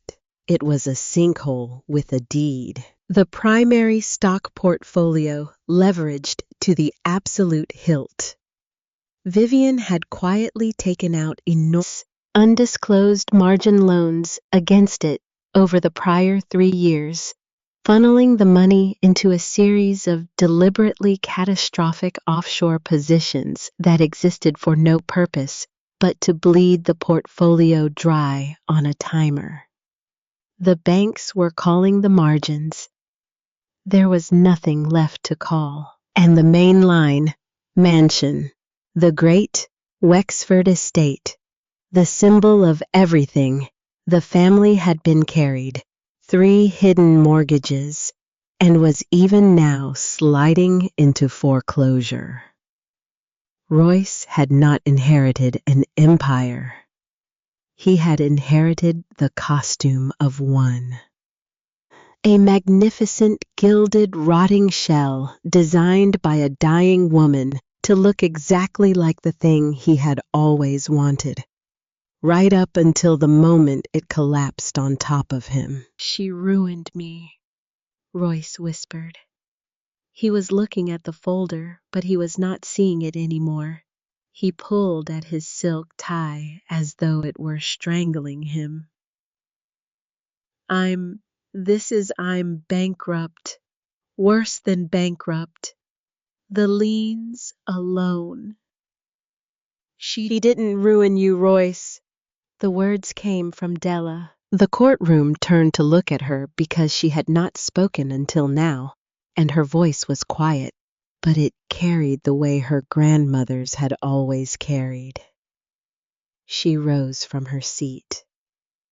She was wearing a plain navy suit that had replaced the rust-stained dress, and she stood straight, and she looked at her brother without hatred and without triumph, only with a terrible level clarity. "She gave you exactly what you asked for," Dela said. "You wanted the things that looked valuable from the outside. The titles, the address, the things you could photograph and post and brag about. You wanted the facade. She took a breath. And you left the heavy, ugly, difficult thing to me. You wrapped it in rust, and you laughed, and you told me to throw it in the river. You couldn't be bothered to look closely at it, because looking closely is work, and you have never once in your life done the work. She turned to Adrienne, who was weeping now, real tears finally, as the architecture of her extravagant life dissolved in front of her. She knew you, Royce, Della said softly. She knew all of you. She spent her whole life learning to see through people, and at the end of it, she saw through you so completely that she could hand you your own destruction wrapped up like a gift, and know with absolute certainty that you'd be too greedy to ever notice. The room was silent. Then Conrad Vane made a small, fatal mistake. He stood attempting to regain control of a hearing that was hemorrhaging out from under his clients, and he said, Your Honor, this is all very dramatic, but the question of the box's contents remains a matter of estate. On the subject of Mr. Vane, Diane Marbury said, and the temperature of her voice dropped 20 degrees. I have one final matter for the court. Vane went still. In assembling the documentary record, my firm reviewed every filing made on behalf of the Wexford estate, and we discovered that certain documents, specifically the trust instrument, removing the box's contents from the estate, and the physician's competency certifications, were in Mr. Vane's possession for the entire administration of this estate. He was the decedent's attorney. He held the file. She let that land. He knew the contents of that box did not belong to the estate. He knew Mrs. Wexford had been certified of sound mind. He had both of those documents in his own custody, and he concealed them from this court, from the beneficiary, and from his own duty in order to facilitate his client, Mr. Royce Wexford's claim. We have the correspondence. We have the time stamps. And we will be referring this matter to the disciplinary board and to the district attorney's office for the misappropriation of estate funds, which we have also documented. The judge dissolved the injunction within the hour. The contents of the Beaumont strongbox, the platinum, the necklace. The bonds were released fully and finally to Della Wexford as the sole beneficiary of an irrevocable trust, whose validity not even Pruitt could any longer pretend to contest. The family's claim collapsed completely. Royce sat motionless as his own attorney informed him in a low and urgent whisper that he could no longer afford to continue paying for representation. Della gathered her things to leave, and as she did, Hollis finally looked at her. He had said nothing the entire hearing.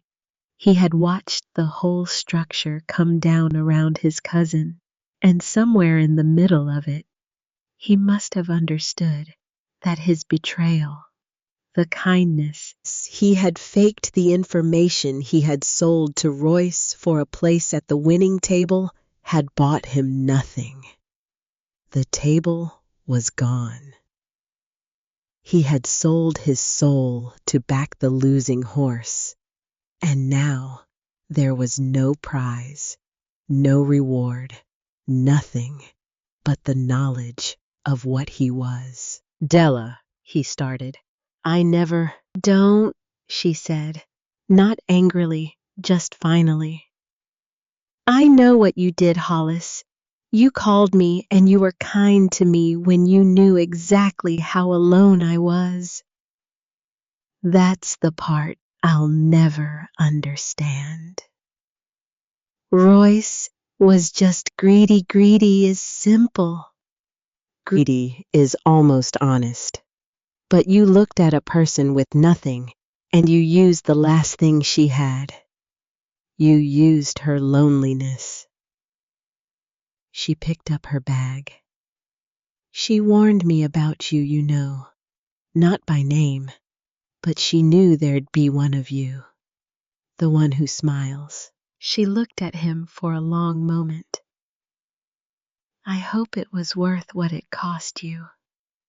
Because it Cost you everything, and you didn't even get the diamonds. She walked out of the courtroom, and she did not look back. And behind her, her family sat in the wreckage of an empire that had never really existed.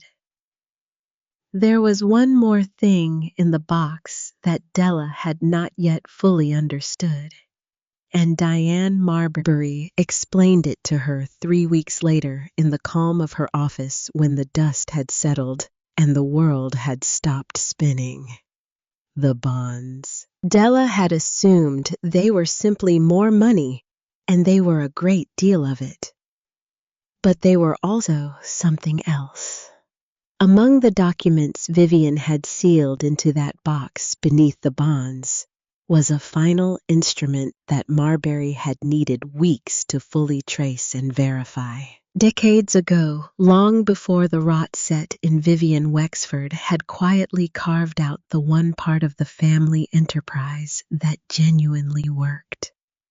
Not the trophy properties, not the leveraged portfolio, the actual functioning, profitable core of the business, a privately held shipping and logistics concern that had been the family's true engine all along, deliberately kept small and quiet and clean, hidden behind the gaudy facade of the rest. And the controlling interest in that company, the real Wexford legacy, the thing that actually generated wealth, rather than the things that merely displayed it, had been placed through the trust in Della's name. She didn't just leave you a necklace, Miss Wexford, Marbury said. She didn't even just leave you a fortune. She left you the business, the real one, the one that works.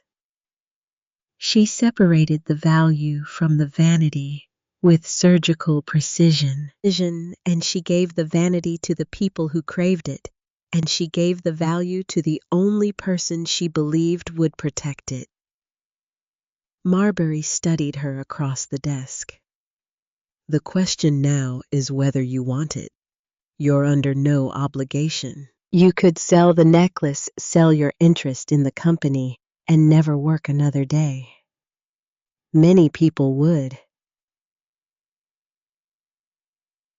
Della was quiet for a moment. She thought about the conservatory and the gray winter light and her grandmother's hand gripping hers. Character is what a person does in the dark when there's no reward in it. She thought about the folded acceptance letter still sitting in a drawer at the mainline house, the architecture program, the future she'd shelved at 23. She could go back to it now. She could do anything now. And she realized with a quiet certainty that surprised her that she did not want to disappear into ease. She had spent 5 years carrying something heavy because it was the right thing to do. And the muscle that habit had built in her did not simply vanish because the burden was gone. I want it, she said. The business. I want to run it properly. the way she would have.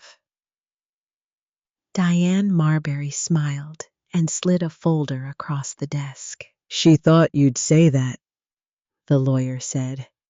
She left you a letter for this moment, too. The woman left letters for moments I haven't even discovered yet. I'm fairly sure she's still 3 steps ahead of all of us from the grave. Della took the folder home to her real home. Now, not the cramped apartment above the laundromat which she had left without a single look back, but a modest place she had chosen for herself, light and clean and entirely her own. And there, In the evening quiet, she opened the last letter her grandmother had left for her. My dearest Della, if you are reading this, then you have done it. You have finished what I started, and more than that, you have chosen with the whole world finally open to you to keep working, to carry the real thing instead of cashing it in. I knew you would. I have known it since the day you turned down your school and moved into my cold and lonely house and never once let me see you cry. I owe you an apology, and I will not be alive to give it in person, so I give it here. I made you carry an ugly thing for far too long without telling you what it was. I let your family wound you. I let them laugh at you, and I let you believe, even for a single night, that I had laughed with them. I did that because I had to be certain, not for my sake, but for the world's, that the person I trusted with everything could pass a test she did not know she was taking. You did. You always would have. I knew it, and I made you prove it anyway, and that was a cruelty, and I am sorry for it. Here is what I most want you to carry forward, my girl. Not the diamonds, not the company, even Though I am glad you'll have it, I want you to carry the lesson the box taught you, because it is the truest thing I know. the most valuable things in this world almost never look valuable. They come wrapped in rust and labor and inconvenience. They are heavy. They ask something of you before they will reveal what they are. And the people too lazy or too greedy or too frightened to do the work will look right at them and see only garbage and walk away every time. Your whole family looked at the most precious object in American history and saw a thing to throw in the river. And they looked at you, the most precious thing in my entire life, and saw the same. Do not become like them. Now that you have everything, do not start mistaking the shine for the substance. Find the heavy, ugly, valuable things. Do the work no one else will do. And someday, when you are old, find your own Della, the quiet one, the one who stays, the one everyone overlooks, and give her the chance no one but me ever gave you. You earned every brilliant facet of this, my sweet girl. Every single one. You earned it in the dark when no one was watching but me. With all my love and all my faith and all my pride. Grandmother Della read it twice, and then she Set it down, and she walked to the window of her small, bright apartment, and she looked out over the rooftops of Philadelphia, the city going gold and pink in the falling evening light. The wait was gone now. not the memory of it that she would carry forever, and was glad to. But the crushing, daily grinding weight of the last 5 years had lifted, and what was left in its place was not lightness exactly. It was something better. It was the strength that only comes from having carried something heavy for a long time and never having set it down. On the table behind her sat a small velvet box. Inside it was a single pink diamond, one of the smaller stones from the Beaumont rose, which Della had kept for herself before sending the rest of the necklace to be displayed at last in the museum that had kept an empty plinth, waiting 70 years for its return. The diamond caught the last of the light and held it the way the platinum had, the way the truth always does in the end. Her grandmother had been right. Sometimes the most priceless treasures in the world are buried under layers of rust and ruin, ignored by everyone too proud to look closely, waiting only for the one person willing to do the heavy, thankless, unglamorous work of uncovering them. Della Wexford had been that person, and somewhere out there, she knew, in some cold and lonely house, there was another one, overlooked, underestimated, carrying a burden the world had told them was worthless. When the time came, Della intended to find them and to hand them a box of their own.